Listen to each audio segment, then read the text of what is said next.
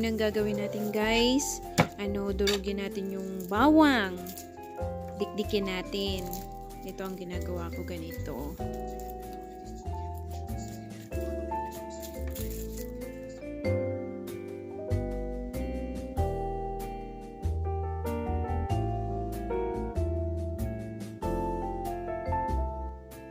Ito na ang aking hipon.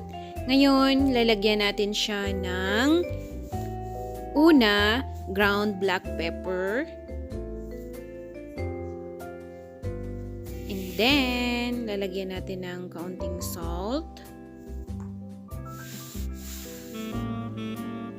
Then, i-massage lang natin siya at lagyan ng bawang or garlic para pag once na sinahog mo na siya sa gulay, talagang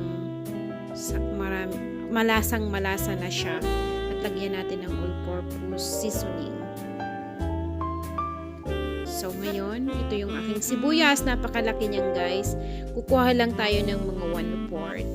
Saka natin siya i-save yung natira kasi sobrang laki nito. Slice natin yung ating sibuyas. Sibuyas ko. And then, ilagay na natin siya sa isang lagayan. At hiwain na natin ang ating zucchini.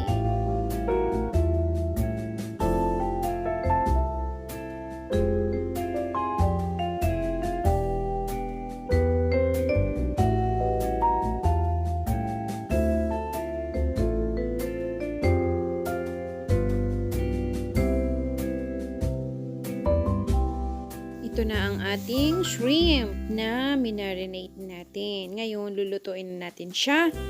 Ito na ang ating pan. Mainit na siya. Lalagyan natin siya ng butter. So, ito yung butter natin, guys.